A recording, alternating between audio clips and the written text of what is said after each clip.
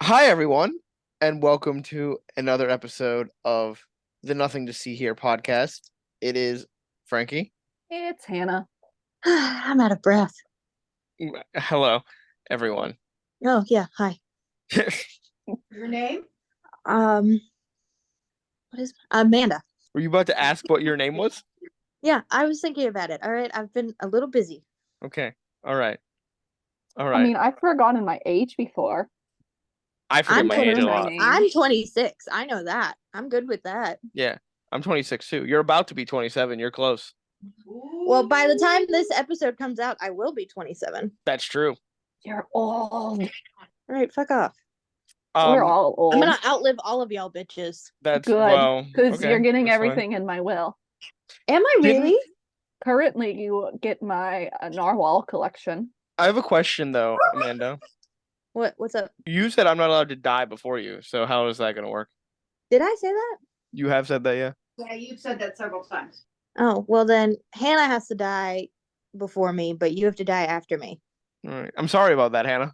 That's okay. I'm not here for a long time. I know Okay. that. Why? You want the narwhal collection so badly that you want Hannah to die first? No, I just don't want Hannah to outlive me and see what I want to be able to speak at her funeral. I have something prepared for her funeral. Yeah. All right then. This is episode 10. Are we in double digits already? We're in double digits already. Wow. And we are going to talk about something that I love. We're talking about Doctor Who, a show that I have recently re-fallen in love with. Mm, All right. Well, don't sound too enthusiastic about it, Amanda. I will Can say you there is not a part. moan on the podcast? No, we're gonna get so many viewers that way. We need conflict, drama. Yeah. Okay. So many viewers because you don't like Doctor Who? No, so many viewers because I'm moaning on the podcast. Okay. Not something you're What were not you allowed- about to say? I will say there is one part of Doctor Who that I like. What's that? It was a small little clip that I saw. It was where the doctor went back and showed Vincent van Gogh all of his artwork That's a and, like, moment I love. and how people like cherish it and stuff. Mm-hmm. It is really sweet and touching. That's a very that's one of the reasons I do love Doctor Who. There are some very sweet and touching moments. Go away. You mean the TARDIS? Go away. Why are you here? Go eat your what- food. What do you two know about Doctor Who besides There's a- Vincent van Gogh? There's a Time Lord, right? Yes, the Doctor is a Time Lord.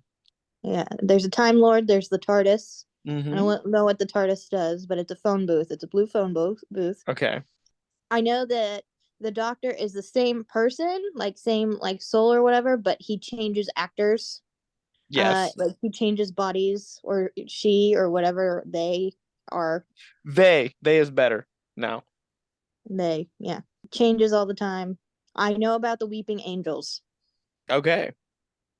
What the fuck are those? Those are one of the Doctor's villains. Doctor has a lot of villains that reoccur. And the Weeping Mhm. Angels are a race that look like angel statues. Mhm. Very frightening angel statues that I've you have seen to them. They're constantly okay. look at. If you turn away from them or close your eyes, they'll move. And if they touch you, you die. So it's like the endoskeletons from Five Nights at Freddy's. Yeah, kind of. Hannah, what do you know about Doctor Who? I know absolutely nothing. I think Doctor Who is a time traveler. Yes. Okay, that's it. That's all I know. I know that they travel around in the TARDIS, and that's it. All right. They have different actors every season. Not That's every it. season, but Oh, most. well, Yeah, most seasons. most of the them get actor a changes. few seasons. Modern Oh, day okay. Who, they get usually about 3 seasons before they replace them. Benedict Cumberbatch was a doctor. Incorrect. No, wow. I Wrong. am It good was at this. David Tennant. Benedict Cumberbatch was Sherlock Holmes. Fuck. No, you're British people, So, Hannah.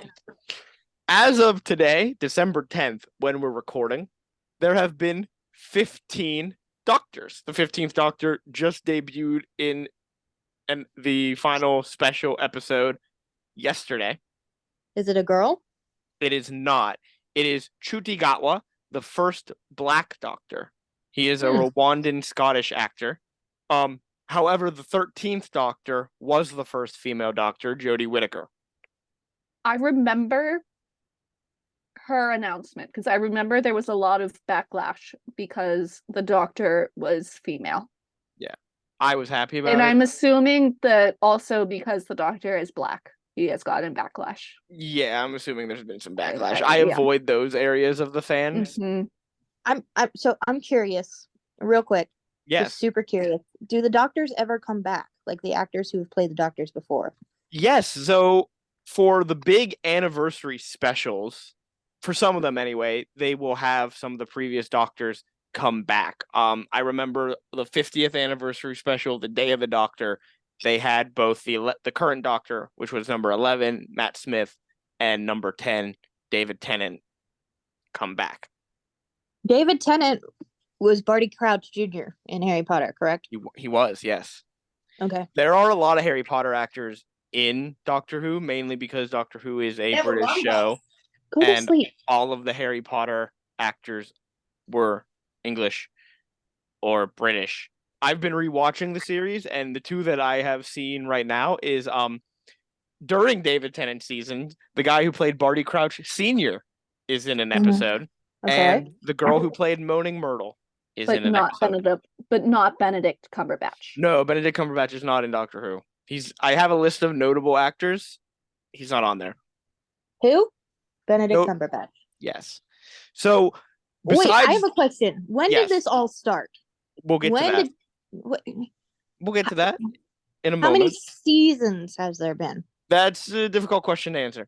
What do you mean? They renumbered the seasons, and I'll get to why in my detailed explanation of the show. But there's also been, besides the 15 Doctors that are numbered, there's also the War Doctor.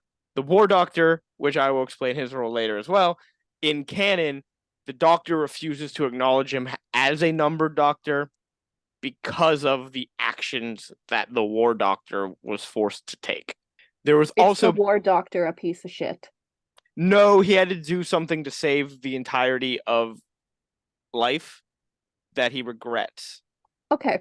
There also was a recent revelation with Jodie Whittaker's Doctor at the end of her series that the first iteration of the Doctor who we'll talk about, William Hartnell, isn't actually the first iteration of the Doctor, but just the first iteration that the Doctor can actually remember. The Doctor also travels around with a companion, generally a human, and there's always been a companion in the show since it debuted in 1963. One of the rules of the companion is to be a reminder of the Doctor's moral duties. Now, is the companion also some soul that just kind of travels around throughout time, or is this just a person off the street? It's usually just a person off the street that they meet, and they'll Okay. be with them for a while. Okay, so the Doctor just latches on to a person. Yes. Great. So there have been over 870 episodes of Doctor Who since it debuted. When? That's a lot. When did it debut? 1963. Why is it so old? Well, because people like it.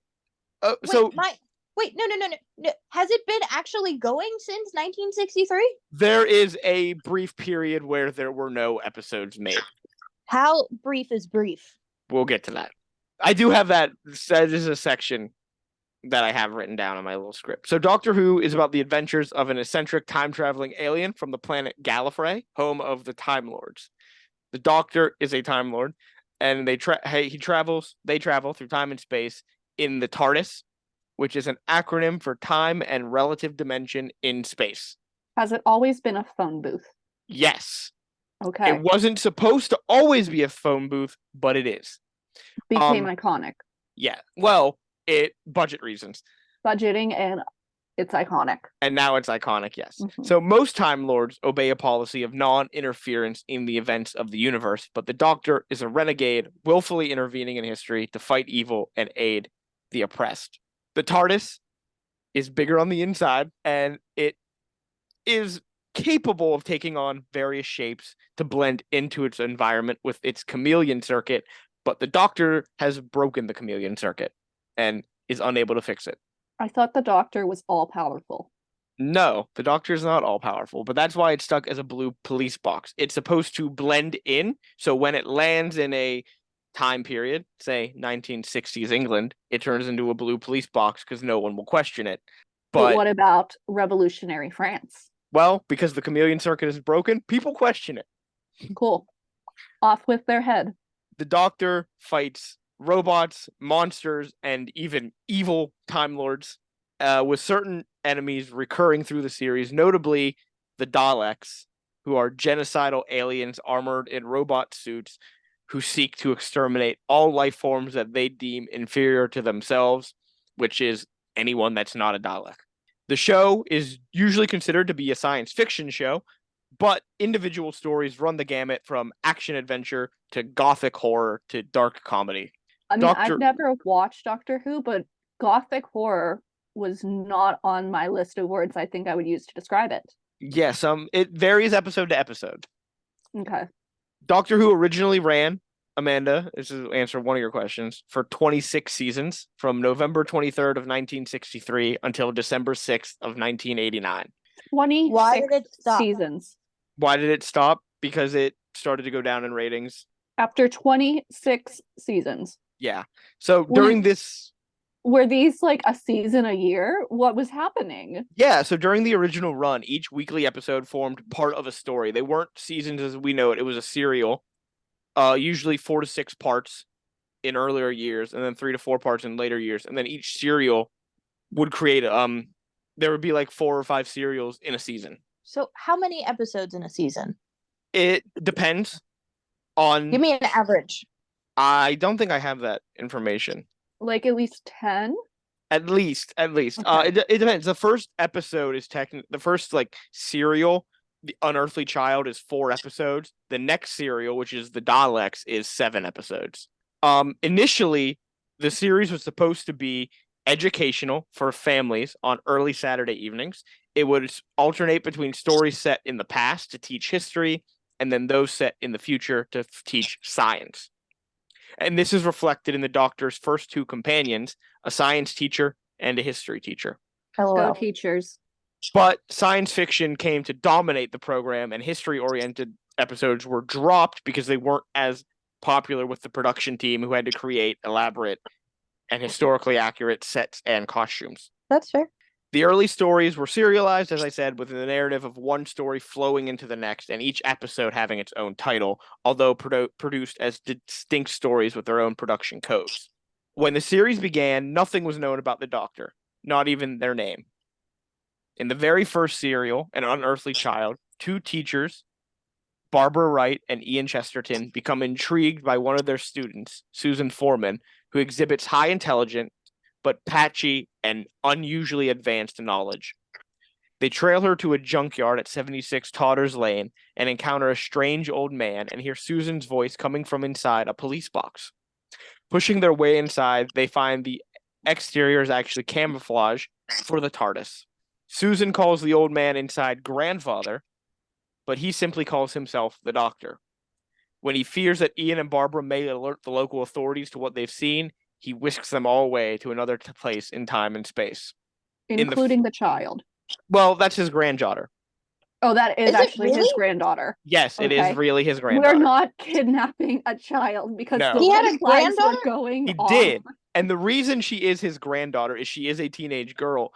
And the studio thought, or BBC thought, that it would be inappropriate for her to just be a random teenage girl traveling Good. with a very Good. old man. Good, they were smart for once. Yeah. So in the first episode, Ian addresses the Doctor as Dr. Foreman because the sign in the junkyard says, "I am Foreman." But when addressed by Ian with his name, he responds, Doctor Who? What are you talking about?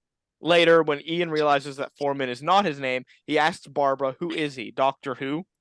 And then, although listed in the on-screen credits as Doctor Who for about 20 years, the Doctor is never really called that name, except for in that tongue-in-cheek manner when someone says, "This is the Doctor," and they reply, "Doctor Who." His name is simply the Doctor. That's it. That's First his name. name the last name Doctor. He does have a name, but it's never been revealed in the show, and it's said to have power. When the Doctor Wait a minute. Mhm. Okay, this guy has a granddaughter, but he changes bodies. So does he still technically like if he changes Doctor- bodies, is that granddaughter still his? Yes. He gets a new physical form. So he does regenerate. When afflicted by a very old age or a mortal wound, the Time Lord's body undergoes a regeneration, generating a new physical form and a modified personality, but it's the same Doctor. The same two hearts are beating because Time Lords have two hearts. So how did this show come to be? In March of 1962. What happened to the granddaughter? Does the granddaughter? No. The Does granddaughter have powers? The granddaughter seemingly does not have powers as a Time Lord, So which she's is dead now. never explained. No, she stays behind on one of their adventures with somebody because the Doctor realizes that he can't provide her with the right kind of life. So she stays behind after they save the world from the Daleks. Who So was she's just a human then, basically. They never really address what her species is. okay, one more question. So did the doctor give birth? I mean, this doctor can change physical forms. I Did the doctor don't- give birth? I don't know how Time Lords are born. They're not born through giving birth as humans are, though. I do know that. Can they procreate? Yeah, I don't know. They don't really go into that with the Time Lords. that's so weird. Then Okay, so how was the show developed? In March of 1962, the assistant I'm advisor upset. to the controller of programs at BBC asked the head of the script department to prepare a study on the feasibility of them producing a new science fiction show. The report was prepared and delivered the next month. A follow-up report into specific ideas for the format of the program was commissioned and delivered in July. This report recommended a series dealing with time travel as being an idea particularly worthy of development. In December, Canadian Sidney Newman arrived at BBC as the new head of drama. Newman was a science fiction fan who had overseen several such productions in his previous positions at ABC and the Canadian Broadcasting Corporation. In March of 1963, he was made aware of a gap in the schedule on Saturday evenings between a sports show and a pop music show. Ideally, any program here would have to appeal to children that were accustomed to the time slot, the teenage audience of the pop music show, and the adult audience of the sports show. Newman decided that a science fiction program would be perfect to fill the gap. The first outline of the show by C.E. Weber, dated March 29, 1963, envisioned a show titled The Troubleshooters, where a group of Earth-based humans constantly conflicted with a recurring foe. Newman then came up with the idea of an educational series featuring a time machine larger on the inside than the outside, with the central character, the mysterious Doctor Who. The second outline, now calling the series Doctor Who, followed an amnesiac, frail old man lost in space and time with a machine which enables him to travel through time, space, and matter. The character of Doctor Who was described as being suspicious and capable of sudden malignance, disliking his other supporting characters, hating scientific progress, and with the secret mission to meddle with time and destroy the future. why? I don't know. This is very different than what was produced. Newman rejected this character. He did not want the main character of the series to be a reactionary, but wanted a father figure who would take science as being as natural as eating. He also disliked the idea of an invisible time machine, saying that a tangible symbol is needed. In addition, Weber suggested ways Doctor Who's identity could develop. He suggested Bethlehem as a location for a Christmas story, with Doctor LOL. Who playing characters such as Merlin and Jacob Marley. That And would his be wife- awesome. His wife would be Cinderella's godmother, chasing her husband through time. I fucking love that idea. Newman did not like that idea. I He- like that idea. There was a Do you lot not like that, going Hannah? on. Do you like I that mean, idea? I'm intrigued, but there's a lot going on. Newman wrote, "I don't like this. It reads silly and condescending. It doesn't get across the basics of teaching or educational experience, drama based upon and stemming from factual material and scientific phenomena." The final memo detailing the format of the show, dated May 16th, 1963, described the character of Doctor Who as a 650-year-old man whose watery blue eyes are continually looking around in bewilderment, and occasionally a look of utter malevolence clouds his face as he suspects his earthly friends of being part of some conspiracy. He does not remember where he comes from, but has flashes of garbled memory, which indicates he was involved in a galactic war and fears pursuit by some undefined enemy. His ship is described as a police telephone box, but anyone entering it finds himself inside an extensive electronic contrivance. Though it looks impressive, it is an old beat-up model which Doctor Who stole when he escaped from his own galaxy in the year 5733. It is uncertain in performance, and the Doctor is not quite sure how to work it, so they learn by trial and error. That, by the way, that description of stealing the TARDIS, it being old and beat up, and the Doctor not knowing how to use it, is 100% accurate. The Doctor still is not completely accurate with using the TARDIS. That's hilarious.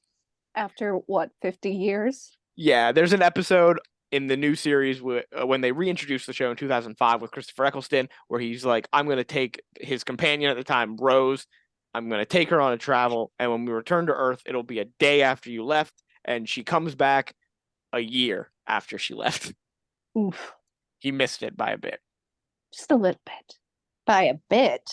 So Doctor Who was originally intended to be educational, with the TARDIS taking the form of an object from that particular episode's time period. But when they calculated the budget, it was discovered it was prohibitively expensive to redress the TARDIS for every episode. So they said the chameleon circuit was broken, and it just became a police box. So now we have the first Doctor. Originally, actors Hugh David and Jeffrey Bowden were offered it, but turned down. So they Who went. are these people? They're just British actors from the time. Okay. I don't think you'll know most of them, but there is one actor that I will mention later who was asked to be the Doctor, but it never ended up happening. Who I think you'll Dwayne The Rock Johnson. recognize. No, Benedict Michael Caine. Cumberbatch. not Benedict Cumberbatch. Damn it. Michael Caine. No, the first director of the first serial, Waris Hussein, managed to persuade 55-year-old character actor William Hartnell to take the part of the Doctor. Hartnell was known for mostly playing army sergeants and other tough characters in a variety of films, but they had been impressed with his sensitive performance as a rugby league talent scout in the film version of This Sporting Life, which was why he was offered the role. He would initially be accompanied by his granddaughter, Susan Foreman, played by Carol Ann Ford, originally to have been merely a traveling companion, but with a family tie added in because the studio was uncomfortable with the undertones the relationship could carry if they were not related. Good job, studio. You Very did good it job. right for once. Yes. They were joined in the first episode by two of Foreman's school teachers, Barbara Wright, played by Jacqueline Hill, and Ian Chesterton, played by William Russell, from contemporary 20th century England. This remained the lineup for the entirety of the first season, but over time, the regular lineup would change as the Doctor's various companions left him to either return home or having found new causes on worlds they had visited and elected to stay there, or even occasionally being killed off. His friends got killed? Yes, there are some companions that die. That's When's not the nice. first death? I don't know when the first death actually occurred. I'm not a huge expert on Classic Who. I've only watched a few episodes here and there sporadically. But he would always quickly find then what new use are traveling you? companions. I'm great use. Um, The first episode of the series, An Unearthly Child, had to be re-recorded due to technical problems and errors made during the performance. During the two tapings, changes were made to costumes, effects, performances, and the script. The second version of An Unearthly Child, the first episode, aired at 5:15 p.m. on November 23rd, 1963. But due to a power failure in certain areas of England and the overshadowing news of JFK's assassination, well, it drew minimal eyes and was repeated the following week immediately before the second episode. It was during the second episode, the second serial, which isn't the second episode, but the second big story, the Daleks, was the first that caught the imaginations of the viewers and when it began to become popular. This was due to the Dalek creatures introduced in the story. Devised by scriptwriter Terry Nation, they were completely unhumanoid and like nothing that had been on television before. The Dalek became the single most iconic reoccurring enemy of the franchise and introduced Dalek mania in the United Kingdom. The Dalek Uh-huh. race first appeared in the show's second serial in 1963 and are the oldest Doctor Who villains. The Daleks are from the planet Skaro, mutated by the scientist Davros and housed in mechanical armor shells for mobility. The actual creatures resemble octopus with large, pronounced brains. Their armored shells have a single eye stalk and a sync plunger-like device that serves the purpose of a hand and a directed energy weapon. So this looks like a metal Pleakley from Lilo and Stitch, No. but fatter. No, they look like a just a rolling tub. So they look like a trash can. Yeah, How do you basically. spell these? Dalek. s- D-A-L-E-K. D-A-L-E-K. So the chief role of the Dalek, as they frequently remark in their metallic voice, is to exterminate all non-Dalek beings. These look like a droid Exterminate. from Star Wars. They do. Oh, I saw the inside of one. The Daleks were created, like I said, by writer Terry Nation, who intended them to be an allegory of the Nazis. The Daleks' debut in their episode titled "The Daleks" made the Daleks and Doctor Who very popular. A Dalek even appeared on a postage stamp celebrating British pop culture in 1999. Lambert, one of the show's runners, was strongly advised against using Terry Nation's script by her direct superior, but used the excuse that they had nothing else ready to produce, which was a lie. How dare you listen to a woman? Is But that once- really what they were saying? But yes, but once it was clear that the episode was a success, Wilson admitted to Lambert that he would no longer interfere with her decisions, as she knew the program better than he did. Hartnell's doctor, the first one, was not initially paternal or sympathetic. He described himself as a wanderer in the fourth dimension. He was cantankerous, bossy, and occasionally ruthless. However, he mellowed as he grew closer to his companions and became a popular icon, especially among children. This alteration in the portrayal of the Doctor began during the fourth serial, Marco Polo. His role was minimal, and from the later episodes, his portrayal of the character mellowed considerably. The program became a huge success, frequently drawing audiences of 12 million or more. Whitaker left. And this was in the 60s? Yes, That's a lot of people. it is a lot of people. Like, that's a decent rating or viewership now. Mm-hmm. But, like, in the 60s, that's like half the populace. So by the time of the third season in 1965, difficulties began to arise. Lambert had moved on and was replaced by producer John Wiles, who did not have a good working relationship with Hartnell. The lead actor himself was finding it increasingly difficult to remember his lines as he was suffering from the early stages of arteriosclerosis, which would later be his cause of death. Aww. He was written out of one of the biggest stories in that season, The Celestial Toymaker, by having the Doctor made invisible for part of the story. And the intention was that when he reappeared, he would be played by a different actor. But they were forbidden by the head of serials, Gerald Savary, to replace Hartnell. Why? Because Hartnell was popular. And they were bringing in 12 million viewers a week.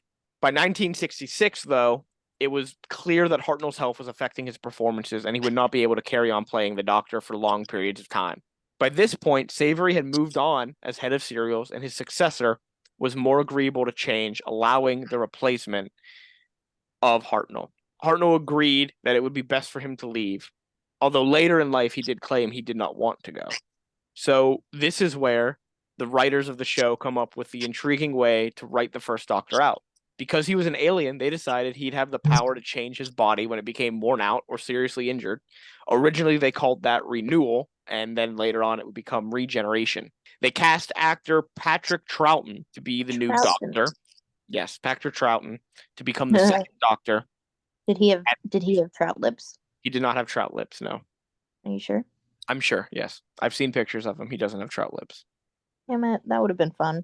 This serial also introduced the Cybermen. Another Cybermen?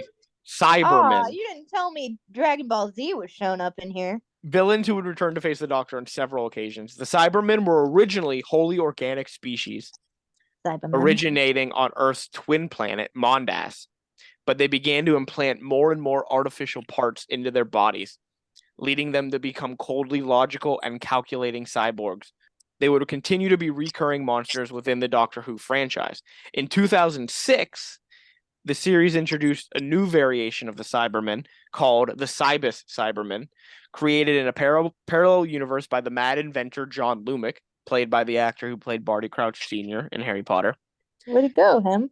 To preserve the humans by transplanting their brains into powerful metal bodies, sending them orders using a mobile phone network, and inhibiting their emotions with an electronic chip. All right, not so fun. No, not so fun.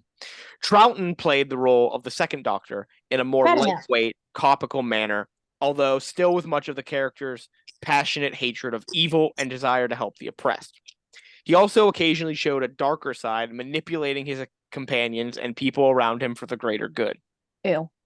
And when I do that, I'm called a bad guy. Yeah, it's not good. Troughton remained in the part for 3 seasons until 1969, eventually growing tired of the workload of starring in a regular series. By this time, the viewing figures of Doctor Who had fallen considerably, and there was some talk of ending the show entirely after its 6th season. Yeah, that didn't happen. The series' budget was also increasingly strained by the cost of exotic sets, costumes, and props every time the Doctor visited a new setting. So, they came up with the idea of reducing the cost by setting all of the adventures on Earth, with the Doctor acting as the scientific advisor to UNIT, United Nations Intelligence Task Force, charged with defending the Earth from alien invasions.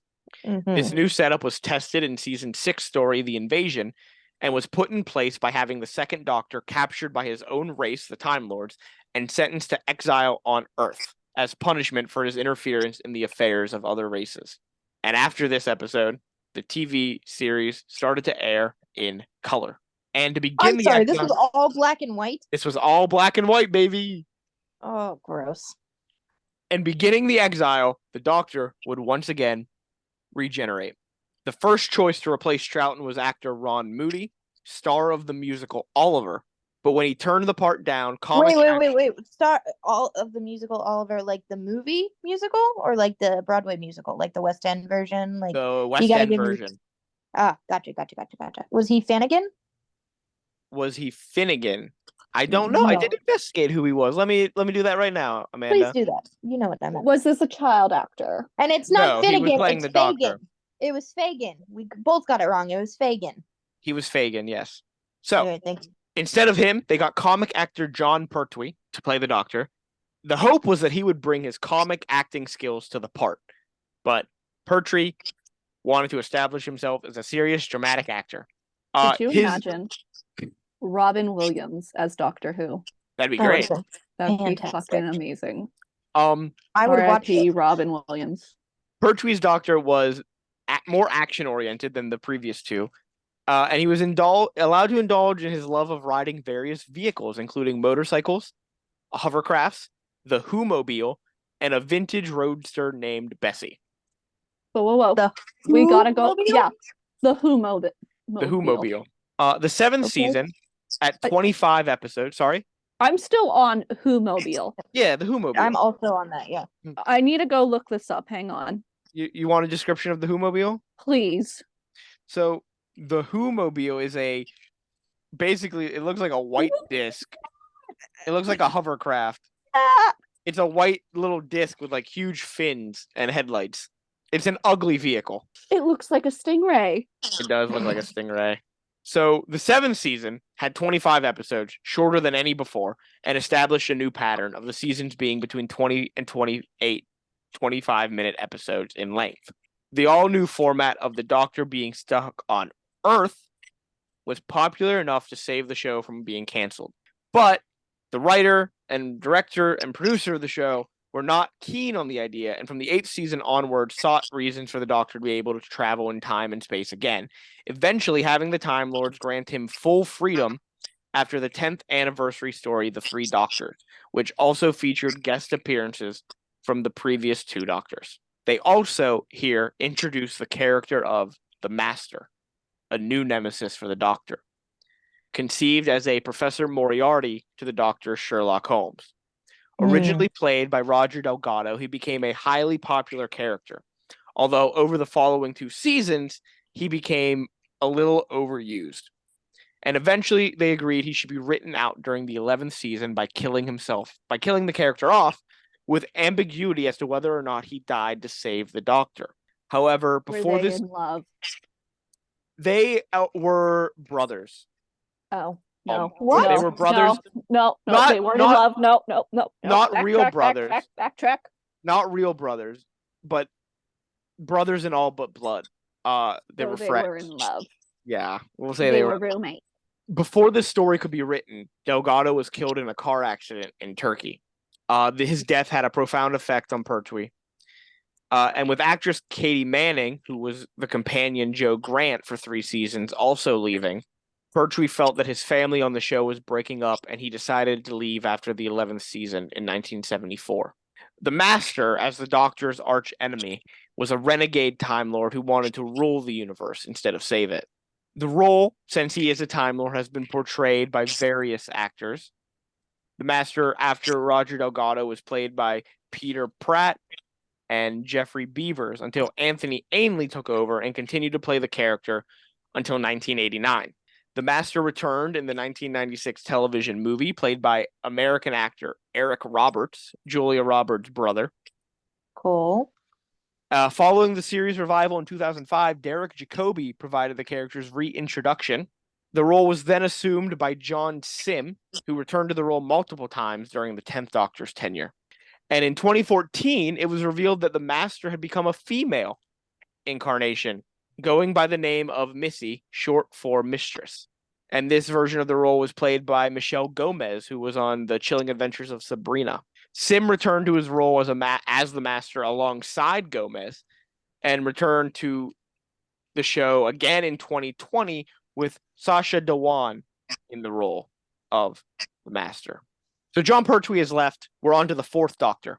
Originally, they wanted to cast an older actor as the 4th Doctor to harken back to Hartnell's portrayal in the 1960s. But eventually they selected Tom Baker.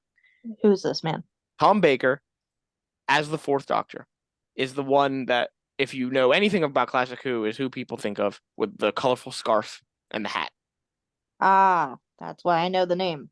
Yes, he went on to become arguably the most popular and best remembered Doctor of Classic Who. Right after David Tennant. Yes, now David Tennant would become what I would think be most popular, but before, Most well known. Tom Baker starred in the show for 7 years, longer than anyone before or after him. And during his time, the show enjoyed popular success and high viewing figures. His Doctor was more eccentric, passionate, and caring, but aloof and alien. He made the deliberate choice to remind the viewers that the Doctor was not a human. Under the new regime of Doctor Who, and with Tom Baker, it became a much darker program. The show was heavily influenced by Hammer Films, successful horror film productions, and other Gothic influences. So this is the season or seasons I need to watch. Yes. Okay. This era achieved the highest viewing figures, with over 1 million higher than the average for any other producer of the show. However, this is also the time period where the show received many complaints that the program was unfit for children and could traumatize them. Is this where the angels show up? No, the Weeping Angels are a newer invention. Okay. Well, In 1977, the new head of the show, Graham Williams, was specifically instructed to lighten the tone of the storylines. And the show, after having stayed on for the 15th season under Williams for a brief handover period, Holmes left the program, and his replacement, Anthony Reed, worked to create a less violent and more humor-based approach, much to Tom Baker's liking. The actor felt very possessive of the part and frequently argued with directors over his inclusion of ad-libbed lines, but he was extremely pleased when the levity of the show increased further. Season 17 saw the show garner its highest ever viewing figures, with estimates of between 16 and 19 million viewers for episodes. However, there were also problems. One of its directors, Alan Bromley, left the production towards the end of one of the shows due to frustrations at the technicalities of production and arguments with Tom Baker. Rampant inflation in the television industry was squeezing the show, with its budget much reduced in real terms from where it had been.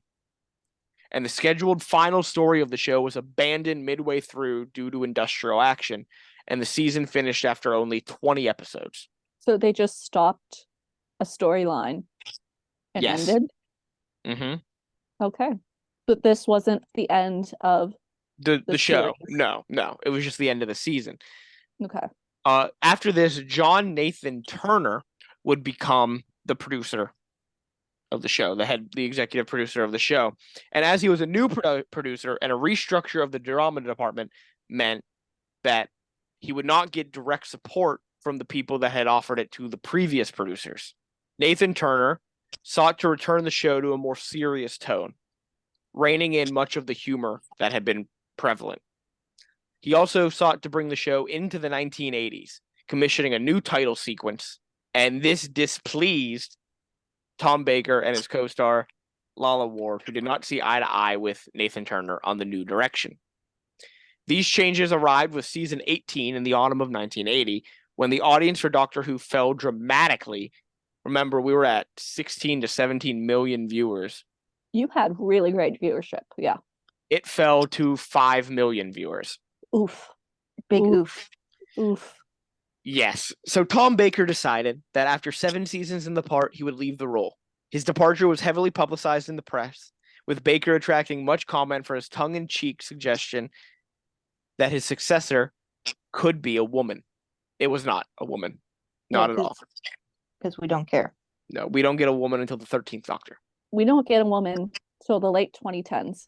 The new Doctor was Peter Davison, who... Pete Davidson. Pete yeah. Davidson. No, Wow, Peter... I didn't know. Wow, what a versatile guy. Peter Davison, who, fun fact, is David Tennant's father-in-law. Interesting. Peter Davison would become the 5th Doctor. He was cast to be very different from his 4 predecessors. He was much younger than any of them. And Was they he wanted also him... covered in stupid tattoos? No. Dang it. They wanted him to be completely unlike Tom Baker's, so that the public would not draw unfavorable comparisons between the two actors. Davison was arguably the most human of all the Doctors, and whose vulnerability was emphasized the most. He more often than not reacted to the circumstances around him rather than being proactive, and had the air of a young aristocrat about him, in contrast to Baker's more bohemian personality. Davison made his first appearance at the end of season 18, although it was to be several months until his first full season in the part began in 1982. In the meantime, the controller of BBC One had decided to move the program from autumn to the spring. This was because after 18 years on Saturday evenings, he also decided to change it so that the show would run 2 days a week instead of just on Saturdays. This had the effect of having the numbers of weeks the show was on air to 13 instead of 26. Additionally, Davison was working on another BBC sitcom and was unavailable to record episodes for them to start in the fall. The experiment in seeing the viability of running a twice-weekly drama would later lead to the launching of the massively popular British soap opera EastEnders in a similar slot. This also, though, had the short-term effect of doubling the Doctor Who audience, and they would break the double-figure millions barrier for this only one time in the 1980s. During the production of the 19th season, a new script editor was hired, and he and Nathan Turner oversaw an increasing reliance on the show's history in the following seasons, with the return of various characters and adversaries from the Doctor's past, culminating in the 20th anniversary special 90-minute episode, The 5 Doctors. Davison left the part after 3 seasons in 1984, having been advised by Troughton to stay no longer than 3 years. And he had also become disenchanted with the quality of the scripts on the program during the 20th season. He felt things had improved in the 21st, but by then his departure had already been announced, and Colin Baker had already been cast as the 6th Doctor. Colin Baker's first full season in 1985 was reasonably successful. They decided to experiment with doubling the length of the episodes, with season 22 compromising of 13 45-minute episodes rather than 26 25-minute ones. The series also returned to Saturday evenings, where it continued to draw reasonably respectable figures of 7 to 8 million viewers for most episodes, but it faced stiff competition from the American import, the A-Team. Colin Baker also was criticized for his portrayal of the Doctor as a more bombastic and overbearing personality than any of the others, and he also used deadly force quite a few times. Let the Doctor maim and kill. Let the Doctor maim and kill. We don't want the Doctor to maim and kill. But it's fun. The show once again drew criticism for the horrific content of some of the episodes, but many of these criticisms came from within the BBC itself. Michael Grade, who had taken over as controller of BBC One in 1984, was not a fan of the show. What is horrific? More violence. God forbid. In fact, Is the Michael, Satanic Panic happening in England? I don't know about the Satanic Panic in Like, England. would that be a reason why they didn't want the Doctor to maim and kill? Maybe. Michael Grade, in fact, admitted that he hated the show and wanted to cancel it outright. At the time, the BBC was suffering a financial shortfall due to expensive ventures such as the launch of EastEnders, breakfast and daytime television, and savings were needed all across the company. In any case, when it was announced that Doctor Who's production would be moved back by one financial year, the news was interpreted as that the show would be canceled. And the press and public outcry was much larger than the BBC expected, being given a full-page front cover story in The Sun. So someone still liked the show. A lot of Yes. someone's, it sounds A Lots like. of lot of someone. people. Mhm. So Colin Baker's era was interrupted by what would be a long 18-month hiatus between seasons 22 and 23, compared to the usual gap of 9 months. Before its postponement, plans for season 23 were well in advance, with scripts already drafted and in at least one case distributed to the cast and production workers. Eventually, season 23 would air in the autumn of 1986. Production was complicated by various factors. Although the episode length reverted back to 25 minutes, the number of episodes was reduced to 14. The series was still up against the A-Team, and having been off the air for 18 months, found it hard to regain viewers. They decided that an overarching storyline for the entire season, entitled The Trial of a Time Lord, would be what they would do, but the complexities of the show proved to be confusing to writers and viewers, and it drew figures of only 4 to 5 million people. Problems began to emerge behind the scenes as well. Robert Holmes, who returned as a writer for the series on a semi-regular basis, died before he could deliver the final episode. In addition, the production staff had a falling out, with one of them resigning from the program and Nathan Turner unofficially taking on the role of script editor after this. Despite all of this, Michael Grade consented to allow the show to continue and moved it away from Saturday nights into a midweek slot and limited it again to a season of only 14 episodes.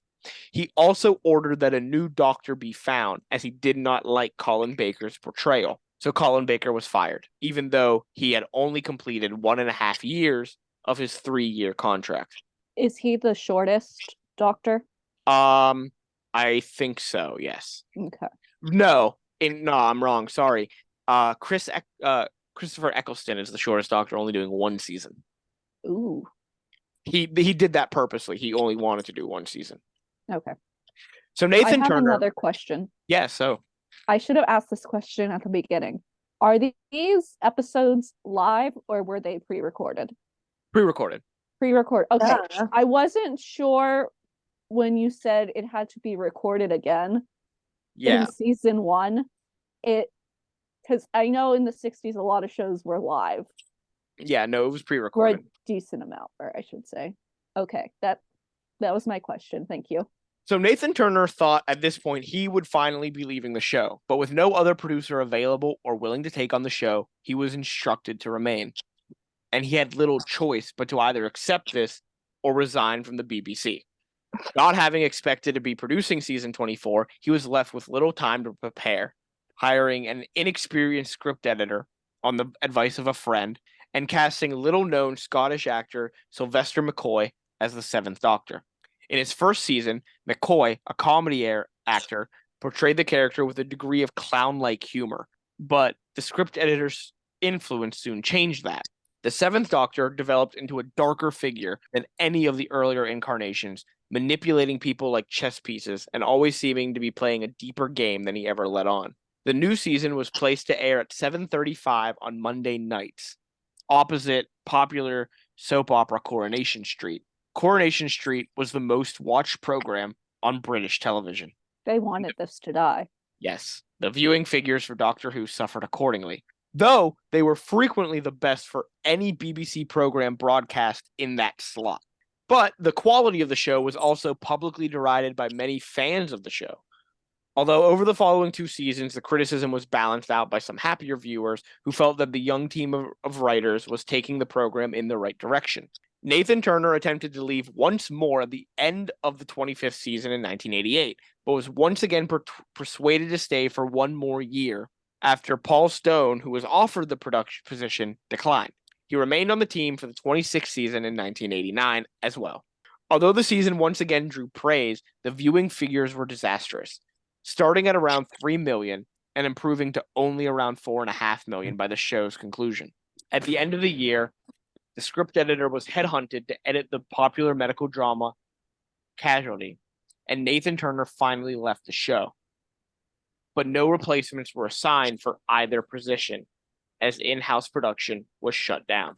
Although Michael Grade left the BBC in 1987, Doctor Who remained in its poor slot opposite Coronation Street and continued to suffer in the ratings. The new controller of BBC, Jonathan Powell, regarded Nathan Turner with contempt, and the new head of series, Peter Cregan, decided to cancel the series. The final story to be produced as part of the original run was Ghostlight, but it was not the last one to be aired. The last one to air was called Survival, and it aired on December 6, 1989, bringing a 26-year run to a close. Nathan Turner decided to close the show that a more suitable conclusion should be given to the final episode, as it was possibly the last ever. Accordingly, a short, melancholic closing monologue was written for Sylvester McCoy, which he recorded on the show's 26th anniversary.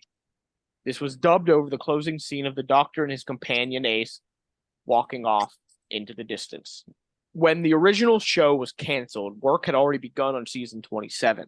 McCoy and his companion, played by Sophie Aldred, had stated that they would have left during this season, though. The storylines written out would have seen Ace, the companion, joining the Time Lord Academy on Gallifrey and introducing a cat burglar as the new companion. But since the program was placed on indefinite hiatus, none of the stories were fully developed. After the series was taken off the air in 1989, various Doctor Who projects were produced under the license of the BBC. Doctor Who magazine continued its long-running comic strip. Virgin Publishing published a series of original books called The New Adventures of Doctor Who from 1991 until 1997. All of these continuing with the 7th Doctor. And several writers... The 7th Doctor, the scarf guy. No, that was the 4th Doctor. No. The 7th Doctor was Sylvester McCoy. Oh. Several writers who worked on these books are also those who would come to work on the new series: Paul Cornell, Mark Gatiss, Gareth Roberts, and Russell T Davies. At one point, they considered regenerating the Doctor in the books. They did not, but they did end up regenerating the Master in the books. Although it was for all intents and purposes canceled, the BBC continued to say the show was merely on hiatus and that it would return. How many years did they do that? Well, they were until 2005. Right? Well, no, there isn't. The 2005 show is the 9th Doctor. There is an 8th Doctor. The BBC were trying to find an independent production company to relaunch the show, and they were asked about that in 1989 while the 26th season was still in production by Philip Siegel, a British expatriate who worked for Columbia Pictures in the US. Negotiations dragged on for several years and followed him from Columbia to Steven Spielberg's company and finally to Universal Studios. He had come close to interesting CBS in commissioning a new series as a mid-replacement show in 1994, but nothing happened. But finally at Universal, he managed to interest the Fox network in the program because the vice president in charge of television movie production was an Englishman. Although he had no power to commission a show, he was able to commission a one-time television movie to serve as a backdoor pilot for a possible revival. The movie was eventually just titled Doctor Who. The original plan was for a completely new American version of the show. However, when new scriptwriter Matthew Jacobs came on board in 1995, he persuaded the producers that the movie should instead be a direct continuation of the BBC series. something no American production had ever attempted before when buying the rights to a British program. They agreed, and Sylvester McCoy appeared briefly at the beginning of the film before regenerating into the Eighth Doctor played by Paul McGann. McGann had been Seagal's first choice for the part, although both the actor himself and the Fox network initially did not want him. They later claimed that BBC's executive producer on the project had wanted the role of the previous Doctor to be played by Tom Baker, as it was felt he was regarded as the definitive Doctor by the British public, and McCoy's tenure had not been popular. But she backed down when they explained how this went against the continuity of the program. They also fought to retain the familiar Doctor Who theme. The composer wanted to write a new piece, but was convinced to create a rearrangement of the original composition, although the original composer did not receive screen credit for his work. That's kind of mean. That is horribly mean. Isn't that also illegal? No, No, it should be. So the movie was aired on the Fox network on May 14th, 1996. It only drew 5.5 million viewers in the United States, but 9 million viewers in the UK. McCann's Doctor was a combination of boyish glee and wonder at the universe with occasional flashes of an old soul in a young body, and was well received by fans, even if reactions to the actual movie itself were mixed. But in spite of the success and popularity of the film in the UK, that's not what they wanted. They wanted success in the United States. And because it only got 5.5 million viewers, Fox declined to create an actual series. And with no broadcast network in the US, Universal would not produce a series for the BBC alone. Thus, plans for a new series were scrapped, and no new production was looking likely as the 90s came to an end. Little happened with Doctor Who during this time period. However, Mal Young arrived to the BBC as head of continuing drama series and wanted to revive the show. An interest was shared by the controller of BBC One, Peter Salmon, and he recalled his former colleague, Russell T. Davies' enthusiasm for the show and recommended him as someone who might make a good writer for the new version. A meeting was arranged between Davies and Mal Young's development producer, and in 1999, the media took hold of the story following the success and critical acclaim surrounding his Channel 4 drama Queer as Folk. Although various sources claim that a provisional title of Doctor Who 2000 had been given to the show, in reality, little work had been done, as BBC informed them that a new series would upset the tentative plans they were making for a new film version of the show. But now we come to the 9th Doctor. Lorraine Heggessy was enthusiastic about the show, who was Salmon's successor, and commented to the press she would like to pursue the idea of remaking it. But they couldn't get a TV show off the ground. So instead, she wanted to produce an official audio Doctor Who story for the BBC website. This became a more ambitious project to celebrate the 40th anniversary of the show, and they were going to make a fully animated adventure webcast on the BBC website entitled Scream of the Shalka. And this would be the 9th Doctor, played by Richard E. Grant. The whole web series is a lot. Yes. In September of 2003, Heggessy managed to persuade BBC Worldwide that since they were nowhere near to producing a film, they should be allowed to make a new TV show. And she was allowed. Instead of continuing the show with season 27, they thought that people wouldn't invest in a show if they thought they had to watch 26 seasons of it to know what was happening. So they started out with season 1. But the narrative thread continued from the old series, and this was going to be the 9th Doctor. Unfortunately, Richard E. Grant was not cast as the 9th Doctor. Who is he? Should I know him? No, you shouldn't know him. The Shalka Doctor would never become an official Doctor. But now Doctor? The Shalka Doctor is what he's called, because the show was going to be called Scream of the Shalka. So the 9th Doctor is the last of the Time Lords. What happened to all the previous Time Lords? Well, you see, in between the 8th and the 9th Doctor is the War Doctor, as I said. The Time Lords and the Daleks fought each other in the Great Time War. And at the end of it, the Daleks had surrounded Gallifrey, and the Doctor was going to use a weapon called the Moment. But the Moment was a sentient weapon who gave the Doctor a new plan. He summoned all the Doctors from the 1st to the 12th, and they arrived all at the same time and froze Gallifrey in time and removed it from the universe. The Daleks continued to fire, but the planet was no longer there, and they fired upon their own fleet, annihilating themselves. But a few of the Daleks did survive by being sent into the void. The Doctor forced himself to not remember what happened, and instead convinced himself that he had killed every single Dalek and Time Lord. So that's where we enter with the Ninth Doctor. He thinks he's killed his own people, every single one of them. I think my mind exploded. Mm-hmm. I'm very lost. So, who was the Ninth Doctor? It's Christopher Eccleston. He's here to save the day as the Ninth Doctor. Who is he? Christopher Eccleston, you might know him from Thor: The Dark World. He played the main villain in that movie. Who was that? The main villain? I don't remember his name. It was a bad movie. Don't see it. It's horrible. That's Frankie's final review of that Hot Thor take. movie. Yeah. And who would be his companion? Well, her name would be Rose in the show, and she would be played by former pop star Billie Piper. In April 2004, Michael Grade, enemy of Doctor Who, returned to the BBC. Sucks for them. He was quoted as being indifferent to the new show, but he did write an email to BBC Director General after the successful new first season, voicing his approval for his popularity. And in it, he said, "I never dreamed I would write this. I must be going soft." But not everyone was pleased with the new show. Some fans criticized the new logo and perceived changes to the TARDIS.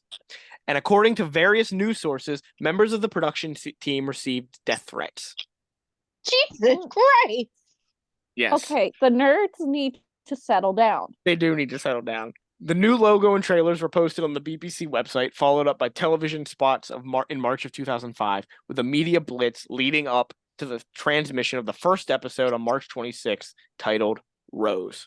And this is 2005. Yes. So the internet is still a baby. Yes. So Rose aired on March 26th at 7 p.m., the first regular episode of Doctor Who for over 15 years. And it received an average overnight rating of 9.9 million viewers, peaking at 10.5 million. The final figure for the episode, including video recordings, was 10.8 million. It was number 3 for BBC One in that week, and the number 7 show across all channels in Britain. The series was well received by critics and the public. In 2005, TV Choice Award went to Christopher Eccleston for Best Actor in Doctor Who, and it was nominated for Best Series. Eccleston, Piper, and Doctor Who all won in their respective categories at the UK's National Television Awards, and the series did go on to win 2 BAFTAs, the most prestigious television award in the UK, including Best Drama Series. So why did he make himself forget? Because he didn't want to live with the guilt of sending all of his own people. Well, not that he didn't want to live with the guilt, but he didn't want to have the Time Lords brought back in case someone tried to kill them once again. Ah, gotcha. It's a protecting thing. Yes. But are they dead or just frozen in time? They are just frozen in time. They have not been genocided. No. Okay. Doctor Who, though, still at this time not popular in the US, and it aired on the Sci-Fi Channel. Sippy! Although the new series continues the storyline of the original, the BBC officially treated the show as a new program, calling it Season 1, leading to controversy between fans who wish to follow the BBC's numbering and those who consider it to be Season 27. Don't consider it Season 27. That's stupid. Hours after they announced a second season, tabloid newspapers, The Sun and the Daily Express reported that Eccleston had quit the series. He then apparently released a statement saying he was leaving the role at Christmas because he did not want to be typecast as the Doctor. What? So he was leaving. He left. He didn't want to be seen as only the Doctor. After one season. He didn't want to be on there forever and have that be his defining trait. So he just left after one, though. That's so dumb. I think personally as a fan that it fits very well because Season 1 teaches you everything you need to know about the Doctor, who he is, what he does, and the fact that he can regenerate is even included in that season. It's like a tutorial on the Doctor. Except you don't hear his name. You never hear his name. We don't know his name yet. Will we ever? Fan reaction to him leaving ranged from disappointment to outright anger. The nerd need to settle. The number of angry posts on the Outpost Gallifrey fan forum was enough for the owner of the website to shut it down for 2 days. The departure had been planned, and the scripts were written to accommodate the departure. But it was not meant to have been announced until after the first season had concluded. It got announced early. On April 16th, 2005, the BBC confirmed that David Tennant would be playing the 10th Doctor. Fuck yeah, David Tennant. Yeah, fuck yeah, David Tennant. Woo! I do like David Tennant. I His will first- go. And he's my favorite Doctor. I want the record to show I'm still picturing Benedict Cumberbatch. Good, yeah. Incorrect. On April 16th, we did that. He was announced as the Doctor. His first full story was the 2005 Christmas special entitled The Christmas Invasion. At a BAFTA screening of The Parting of the Ways, the 2005 series season finale, they announced that a second seasonal episode and a third season of Doctor Who had been commissioned. Billie Piper left the show as Rose, and a new companion, played by Freema Agneman, named Martha Jones, would be there for season 3. A 2007 Christmas special also aired, called Voyage of the Damned, with a new companion for one episode named Astrid Peth, played by pop singer Kylie Minogue. The fourth season aired in 2008, featuring two companions, Donna Noble, who first appeared in a Christmas special called The Runaway Bride, and Martha Jones, who returned for 5 episodes. Billie Piper also returned to the show to reprise her original role as Rose Tyler. Following this fourth season, the BBC announced the show would not return in 2009. Instead, 4 specials would be broadcast, with the full season returning in 2010. It was later announced that when the show returned in 2010, David Tennant would no longer be the Doctor. Instead, it would be 26-year-old actor Matt Smith. Who's Matt Smith? He's the 11th Doctor. But who is he? Should I know him? I don't think he would be in any shows that you would have watched. Okay. I'm not 100% on Matt Smith's career, though. I don't follow it that closely. The return of Doctor Who led to the BBC launching a number of spin-offs. On May 20th, 2008, it was announced that Russell T Davies would step down as executive producer, and Stephen Moffat would be his replacement.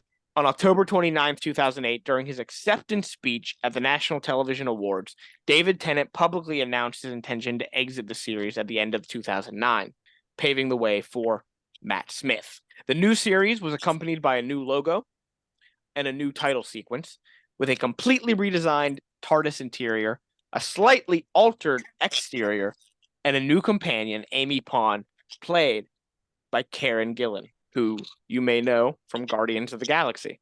As Nebula. Ah.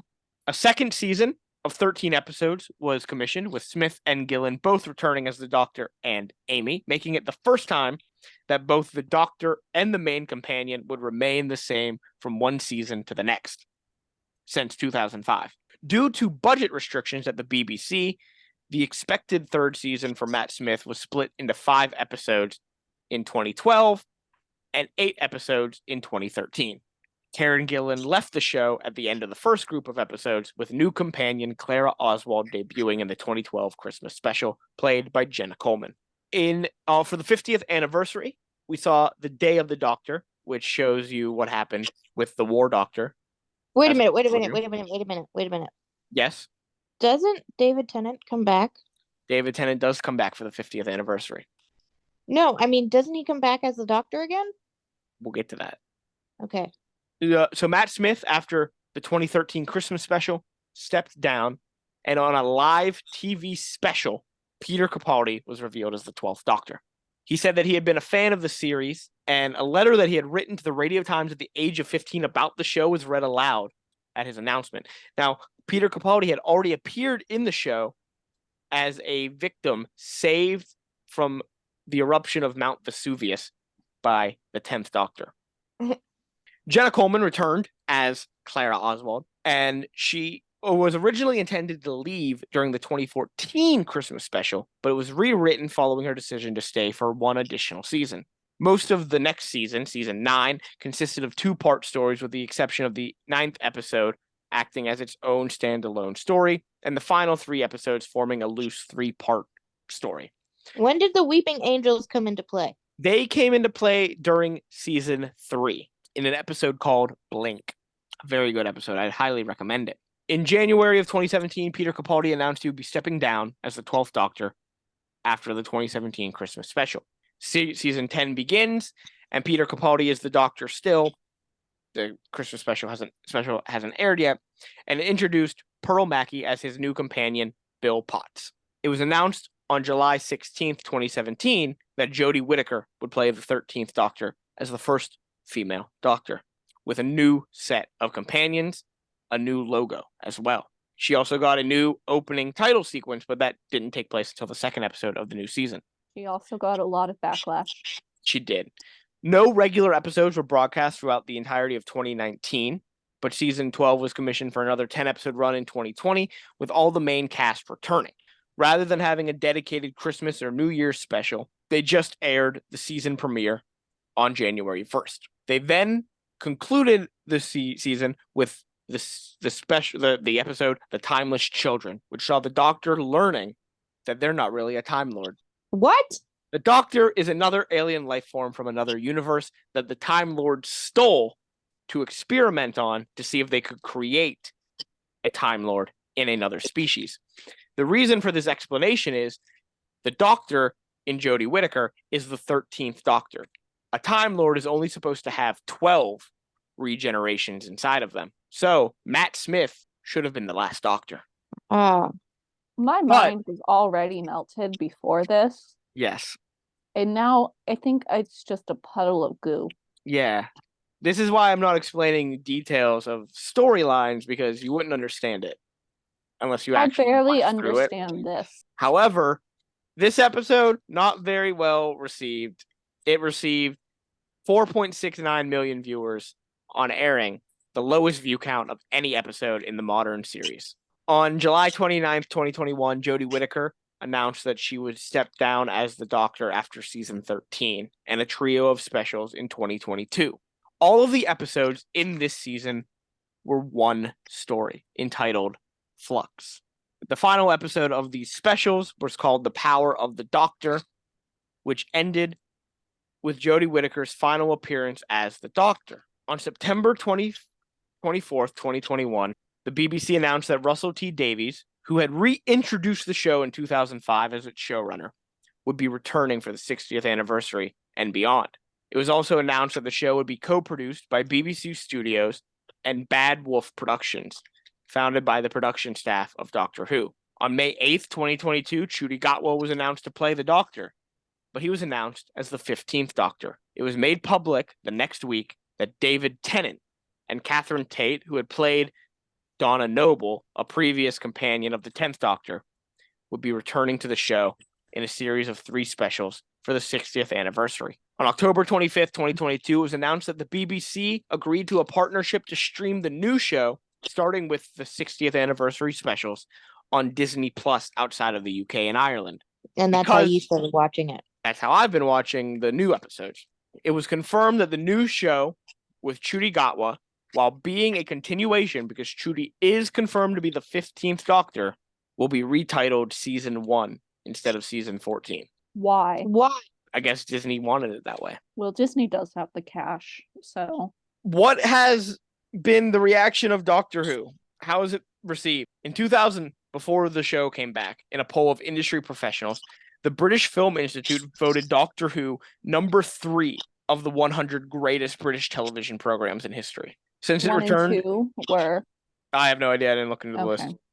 What the fuck, Frankie? You want me to look at number 1 and 2? I'll bring I up. bet Yeah, it's I would that like to know. Coronation Street. We'll do some number. We'll do it right now. Coronation Street? Nope, not even in the top 10. Really? Number 2 is Kathy Come Home. Never heard of Number 1 is Faulty Towers. I've heard of Faulty Kathy Towers.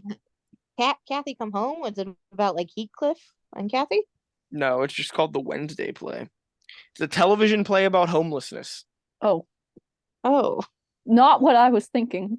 No. No. Since it returned in 2005, Doctor Who has received many nominations and awards, both nationally in the UK and internationally, including BAFTAs, National Television Awards, and the Hugo Awards. American awards, fewer and farther between, but in 2007, it received a nomination for the 2008 People's Choice Awards, but it didn't win. For David Tennant? Yes, it would have been David Tennant's tenure then. Yeah, because David Tennant's amazing. What country do you think the new series has found its highest ratings in? Definitely not the US. It's not the US. Liechtenstein. South Korea. You're correct, Amanda. It is South Korea. That was a guess just because I love South Korea. I know, but What do I win? Nothing. You win my admiration. That was really good. Yeah. What does the runner-up win? You didn't even guess. She did. She Stein. Yeah, she gets Liechtenstein, everyone's favorite country. Even that gap year I mentioned of 2009 to 2010, where they only aired 4 specials, wasn't enough to slow down the train of awards. The series won Best Drama, and David Tennant won Best Drama Performance for that year. Good for him. Now, Doctor Who is also a great example of lost media. What? During the 60s and 70s, before home video recorders became popular, the BBC felt they had exhausted all commercial possibilities for the early Doctor Who episodes. Because of that time, storing and maintaining old tapes was becoming more and more expensive. The BBC initiated a process of destroying old tapes. They threw them out. They taped over them. Oh, like the This- moon landing. This wasn't just Doctor Who. Virtually the entire BBC back catalog from that time is lost to history. Did they tape over the original Doctor Who with more Doctor Who? No. Well, maybe in some cases. There was no real pattern to what they taped over, but by the time it was stopped, dozens of episodes dating from the start of the series to the mid-70s were no longer around. A lot of them have been recovered, and some of them people recorded the audio for, because the audio was recorded on a separate track than the original episodes. So the BBC has created animated versions of these episodes and the soundtracks to all of the lost episodes have been made commercially available. So you do have like all of the episodes, like we know what happens in all of them. We have an idea of what happened in them, yeah, but you cannot watch the original performances anymore. But you can listen to them. Yes. So we Okay. have radio plays, basically. I'm okay with that, as long as like I actually like know what's going on. So I talked about how the show could be dark before, and it got Yeah, many complaints, and you wanted to know more about that. I did. A lot of the complaints were that the episodes were violent, frightening, and gory. Gory? Gory. Yeah, what kind of gory? Like Well, like during- Prom Night from the 80s gory? Not very gory. But in that same breath, Doctor Who was viewed as the most violent of the BBC's programs at the time in 1972. Let me guess, it was also the only one that showed violence. It wasn't, but Oh, okay. Philip Howard, a reporter from the Times in London, said to compare the violence of Doctor Who, sired by a horse laugh out of a nightmare, with the more realistic violence of other television series where actors who look like human beings bleed paint that looks like blood, is like comparing Monopoly with the property market in London. Both are fantasies, but one is meant to be taken seriously. A lot of the complaints were about, though, violent images, and here are some of the violent images they hated. In one of the episodes called Terror of the Autons, there were images of murderous plastic dolls, daffodils killing unsuspecting victims, and blank-featured policemen. Other moments included a disembodied brain falling to the floor, and the doctor being drowned by one of his enemies. That's what they complained about in the 70s. Wow. The producers of the show said they looked forward to the complaints that were made, because anytime the complaints were made public, the ratings of the series would increase. Well, yeah, I want to That's see that fucking disembodied amazing. brain. I love that. I love that so much. I am those producers. I am those Hey, people who are like, show me the brain. Complain about this podcast, please. Yeah, we'll get more viewers. One of the most iconic images from the show is the TARDIS, as we talked about, the giant blue police box that's bigger on the inside. Mm-hmm. And it's become linked to the show. In 1996, the BBC applied for a trademark to use the TARDIS's design in merchandise. 2 years later, the Metropolitan Police Authority filed an objection to the trademark claim, and the Patent Office ruled in favor of the BBC. Hell Yeah. The BBC defeated the police in who owns the trademark to the police box. That's fucking hilarious. I love that. According to an article in 2009, the revival of Doctor Who had consistently received high ratings, and in 2007, a television reviewer for the Times wrote that Doctor Who is quintessential to being British. One time, Steven Spielberg commented that the world would be a poorer place without Doctor Who. He's a real fan. He is a real fan. So, Hannah, you had a question, and Amanda had some questions. So, Hannah, I'm going to answer your question first. You asked me, what's the most liked and most disliked? Yes. What is statistically the worst, statistically the best, and I guess what's the best in public opinion? So, I don't have statistics. That's hard to get based on just viewership as the way TV has changed. Yeah. And I can't go based off reviews because Well, people a tend review to is just review an bomb. opinion. Yes. So I'm going off public perception of the show. Okay. General consensus. Season 12 for Classic Who is seen as the best because it's Tom Baker. You say this name and I don't remember He's who the it fourth is. Doctor, the one with the scarf and the scarf gothic guy. aura. Okay. That was not going to The be my scarf guess. guy. Season 12 and 13 are seen as the best of Classic Who. It's Tom Baker with a scarf. It has an iconic scene of him being there at the creation of the Daleks and having the opportunity to wipe them all out, but deciding that he cannot be the person to commit a genocide like that. Wait, what was that one? What season? That's Is that the season worst 12. one or the best one? That's the best. That's the best one. Okay. Season 12. Season 13 is also seen very highly as it has no returning monsters. It's all brand new. And according to critics of the time and contemporary audiences, it sets a new bar for gothic horror. Season Okay. 24, on the other hand, is seen as one of the worst seasons of all time, as it had terrible performances and awful production values. The worst of modern Doctor Who is debated between season 7, where the focus is too much on the upcoming 50th anniversary special, so there's no building of the actual season. The companions are underdeveloped because Clara Oswald really doesn't get focused on until after the special, and the Doctor acts like a different person episode to episode. And who was playing the Doctor? That was Matt Smith. Or some people say season 13, which was the latest season, where people say it is the best performance that Jodie Whittaker gave during her tenure as the Doctor. But the season was building to one big event that didn't pay off, and certain plots don't actually go anywhere and are never addressed again after being introduced. Okay, so they have like actual reasons. Yes. And not just, it's a woman doctor. Yes. Okay. Because I was really It doesn't sound like that's the reason. It sounds like her performance was good. It's just the storyline wasn't great.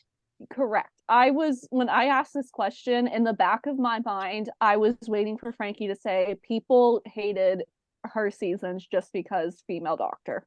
With modern Who, what's seen as the best and is often cited as the best season of Doctor Who is season 3 all time is season 4. It's David Tennant's last season. It's him with Donna Noble as his companion, which focuses on a platonic relationship between the Doctor and his companion and the power of just being best friends. Instead of romantic love, it's platonic love. Did he fall in love a lot? He does. The Doctor falls in love with Rose, and the replacement for Rose, Martha, falls in love with the Doctor, but the Doctor doesn't reciprocate. There's a lot of focus in the modern ones with the Doctor wanting to be romantically involved, either wanting to be romantically involved or the companion wanting to be romantically involved with the Doctor. I feel like the Doctor realistically should be asexual. Like Very I just much get not. that vibe. Very much not. No, because he has a granddaughter. They have that's granddaughter. true. And That's a wife. True. That is very true. I forgot about that. The Doctor is married. Do you want me to explain the whole of who they're married to? Yes. So, remember I mentioned Amy Pond, No. played by Karen Gillan. Yeah, Nebula. She marries another companion named Rory. Those two have a child together in the TARDIS. Or the child is conceived in the TARDIS. Because the child is conceived in the TARDIS, she is also able to time travel and travel through time. But she travels from the future into the past. Her name is River Song, and she is the Doctor's wife. Does the Doctor know this? Yes, the Doctor does know this. Well, not when he first meets her, because she's married technically to, I want to say the 12th Doctor is when they really establish they are married. She first meets him in the show run, though. She first meets him as the 10th Doctor, and the 10th Doctor is not aware that they're married because he hasn't met her yet. But she has already met him. See, time travel. It messes with things. It messes with my brain. Yeah. But yeah, season 4 is also my favorite season. I love it. It makes me sad at the end when David Tennant regenerates. Let me guess, he dies. He dies saving Yeah. saving somebody's life, and it ends with him he had been prophesized that he was going to die. And it happens, saving someone's life, and he goes into the TARDIS, and it's playing this very emotional music, and it just cuts close to David Tennant's face, and he just says in the most heartbreaking voice, "I don't want to go," and then he starts to regenerate. It's very sad. Yeah, okay. But Amanda, you had some questions. I did. Do you remember them? Because I don't. I do remember them. You asked me 3 questions. Why should you watch this? Yeah. You should watch it because I explained this to someone the other day too.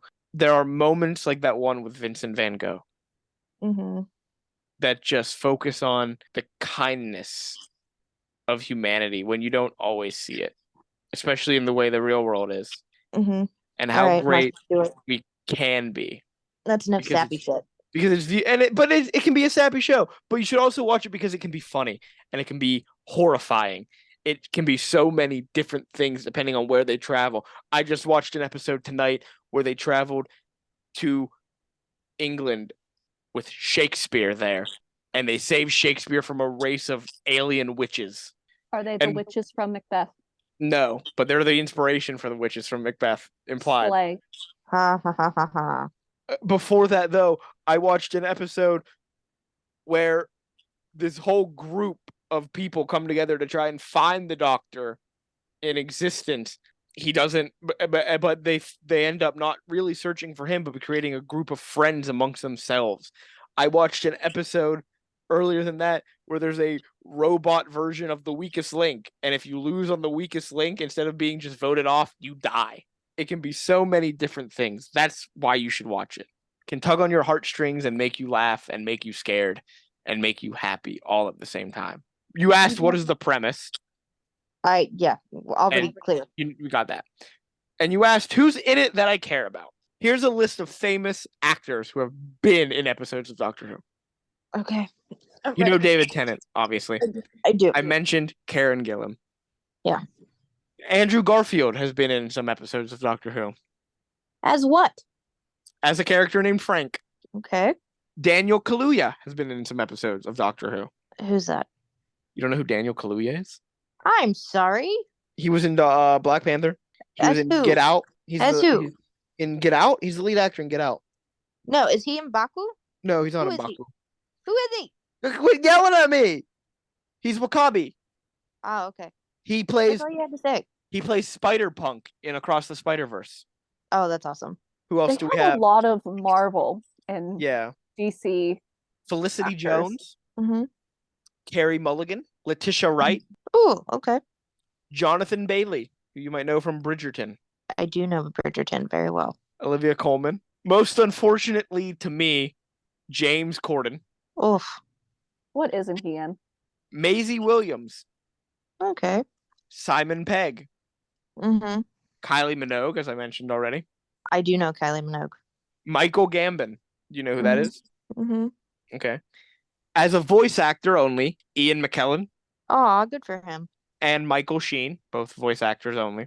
Alan Cumming, Why didn't you lead with Alan Cumming? Yeah, you should have led with that one. because I'm just naming them, and I'm gonna end with a bigger one. Well, not bigger than Alan Cumming, but a big name. Brett Goldstein. I don't know if you ever watched Ted Lasso, but that's where he's from. And finally, the newest of these names, and in the special, the final episode of the specials that have just aired, Neil Patrick Harris. All right. NPH is a big fan of Doctor Who. Alan Cumming was even considered to be the Doctor. He just didn't want to move to Wales. I would have done it. I would have watched it if Alan I would have Cumming- watched it too, yeah. Yeah. Now, there is The- another person who was considered to be the Doctor. Is this the big name that you were going to tell me about? Well, it's not a big name. I That's think why I didn't name it NPH right was off the bat. big name. This is a name that I don't know if you'll recognize the name, but you'll recognize who he is famous for playing. He was considered to be the Eighth Doctor. The actor's name is Richard Griffiths. Okay, who is he?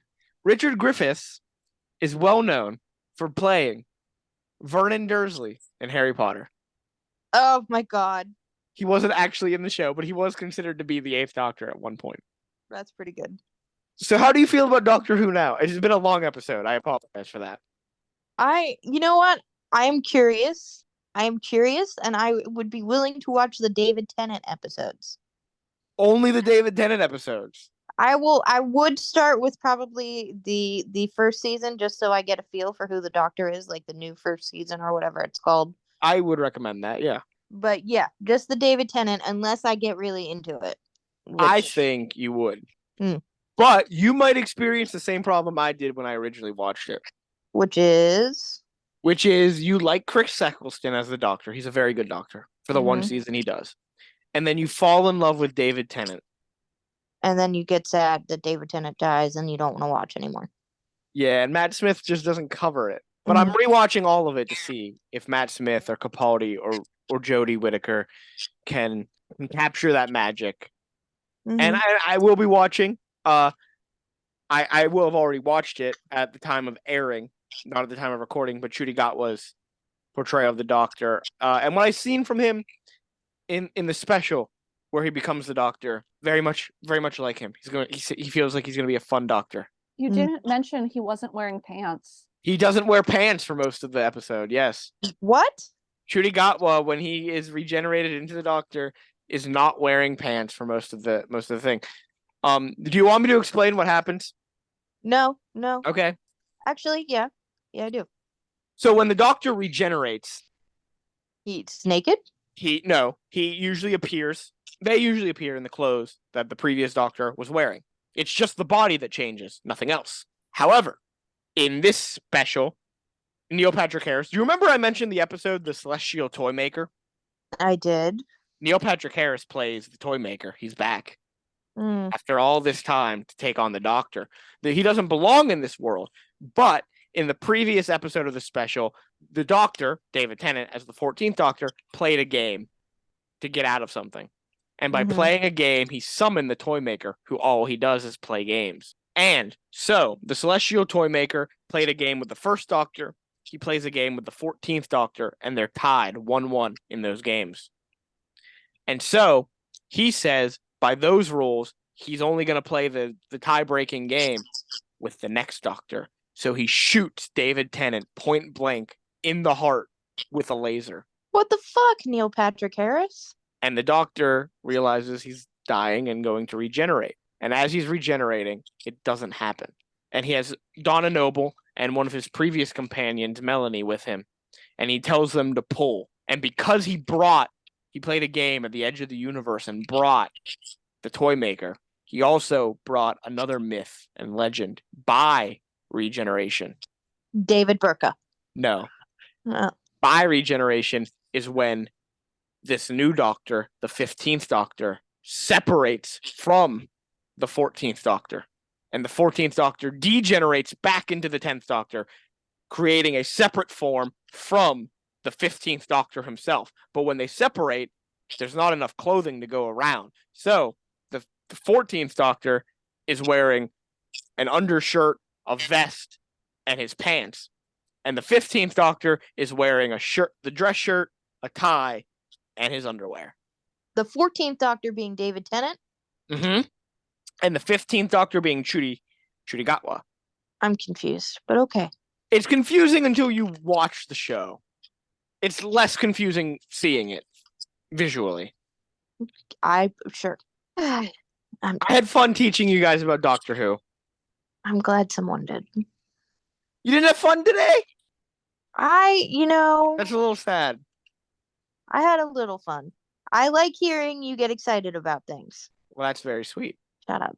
You're gonna break through your icy exterior on the show. You're not gonna be the cool bad boy anymore, Amanda. What cool bad boy? One, I don't think I'm cool. I don't think I've ever come on here and been like, I'm the cool one. In Send fact, us an email and let us know who the cool one is. In fact, I'm pretty sure if I look at the art that I've made, which by the way I'm almost done with, um, I look like the really loud and obnoxious one. Who looks like the cool one? Hannah? I don't know. Hannah has like an outfit on, but you have a hoodie on. So That means I'm lazy. it doesn't mean you're lazy. Too lazy to put on real clothing. Hoodies is real clothing. I go to grocery stores in real clothing. I've seen Hannah wear a hoodie sometimes, I wear my zip up all the time. all the time. It's because I don't like wearing actual coats. Who does? Well, Hannah, how did you enjoy this? My brain hurts. Yeah. I'm gonna go to bed after this. All Yeah, right. this you know what? You know what this reminds me of whenever I watch the anime Future Diary. And I was very confused by it. Well, I was also really, really high at that point.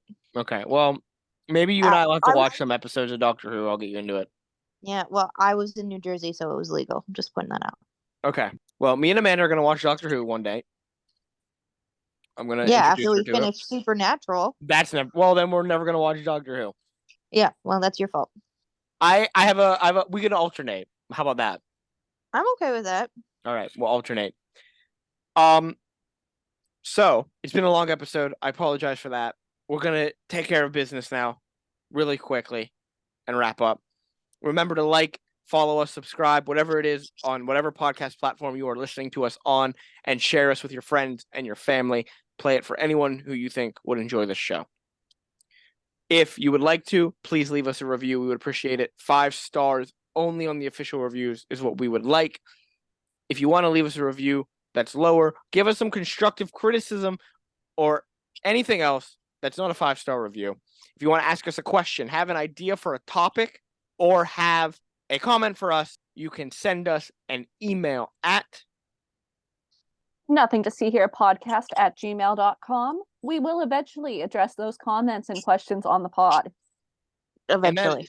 and that is here spelled HEAR. Correct.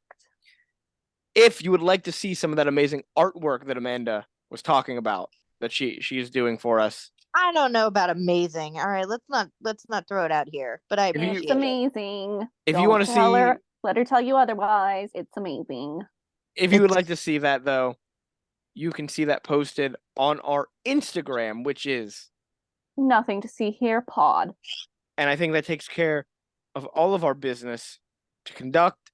We will see you all, or you will hear us all again next week, where we continue one of our long-term projects on the show, talking about Scooby-Doo through Who's through doing the those years. episodes? Am I one of those episodes? You're one of those episodes, You got the Amanda. Batman episode. Oh yeah, fuck yeah. I are just doing- get to show up and have fun next week. Yeah, we're doing the new Scooby-Doo movies. I think that's what they're called. They're the episodes from the 70s when Scooby-Doo and the gang interact with other animated versions of famous people. We are doing the Batman and Robin episode, which Amanda is very excited about, and the Harlem Globetrotters episode as the two Nice. highest rated episodes from that series. Less excited about the Harlem Globetrotters. I'm excited about the Harlem Globetrotters. I'm excited. It's Scooby Doo. It's Batman. All right. Well, then, with all of that out of the way, good night and goodbye. It's Frankie. It's Hannah. No, no, no, no, no, no, no, no, no, no, no, no, no, no, I'm Batman. Goodbye. Goodbye, everyone. Bye.